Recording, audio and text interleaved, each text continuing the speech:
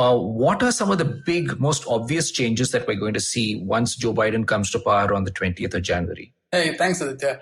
I think the first thing that I want to begin with to say is that, and I say this with all sense of, humility, that in India, we believe, and rightfully so, that our most important relationship is with America. Yet there is very little energy and time spent on understanding America. A lot of us sort of presume knowledge on America, and there is very little research that actually goes in as much as the time that we spend on say understanding Pakistan or understanding China. So this is me sort of knocking a little bit of my own trade, but being honest, I think we need to in India also look to spend much more time on studying America, because we tend to rely a lot on what the Americans are saying about themselves often, which is great because there's tremendous transparency there, but there's much more need in India to do that. With that said, let's just look at what exactly we've learned so far. Soon after Joe Biden got elected, in his victory speech that he gave, on that Saturday after the election on Tuesday, this was one of the things that he said, right? He said, I sought this office to restore the soul of America, to rebuild the backbone of this nation, the middle class, and to make America respected around the world again, and to unite us here at home. Now, in this sort of, you capture all the key objectives that he's outlined, right? I mean, the idea is that there's tremendous turmoil domestically, which is going to impinge on America, which we saw on Capitol Hill, a couple of days ago. The economy is not in the best of shapes, particularly because of COVID. And that's the one thing that he needs to focus on. And the idea that he needs to make America respected around the world, again, is an acknowledgement of how the US has sort of been knocked off the pedestal that it was, and how power dynamics are also changing around the world.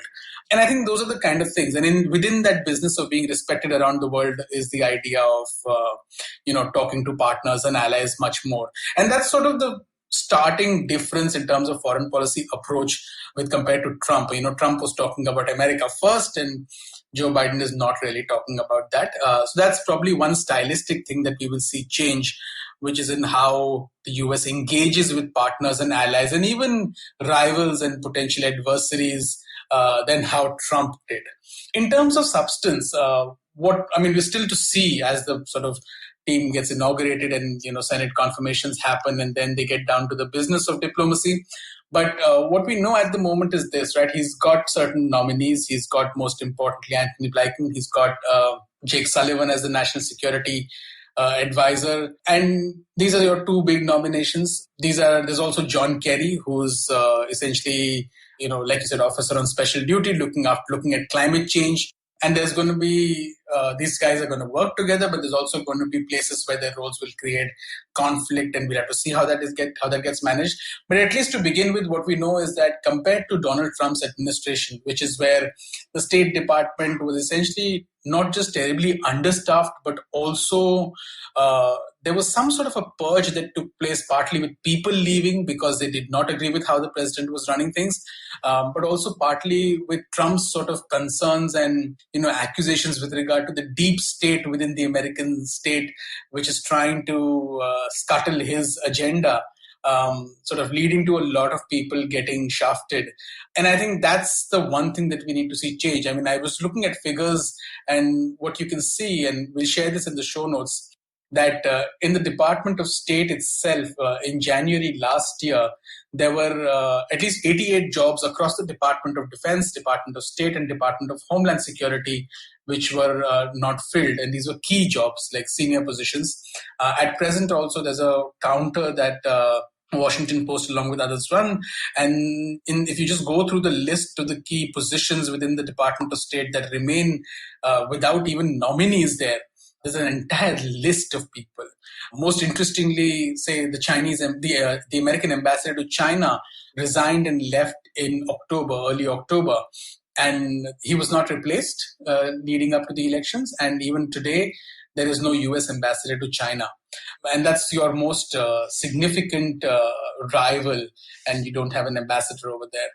So I think some of those things we will start to see get adjusted, right? A more professional bureaucracy, because all of these guys whom Biden has nominated are career diplomats. They served, most of them served, particularly Anthony Blinken, he served in the Clinton administration. Jake Sullivan was Biden's former national security advisor when Biden was vice president. So some of these guys have sort of risen up the ranks of the US diplomatic sort of core, and you will see them return to business as usual, at least in terms of the professional functioning of the bureaucracy, which itself will feed into hopefully far more structured diplomacy compared to the sort of maverick, mercurial style of Trump.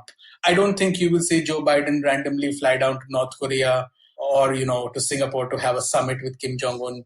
Those are the kind of things that you will not see. So that's the one sort of big structural difference in terms of how diplomacy is likely to be conducted. And also stylistically, I think you will see a far more calmer American diplomacy, unlike what you've seen under Trump.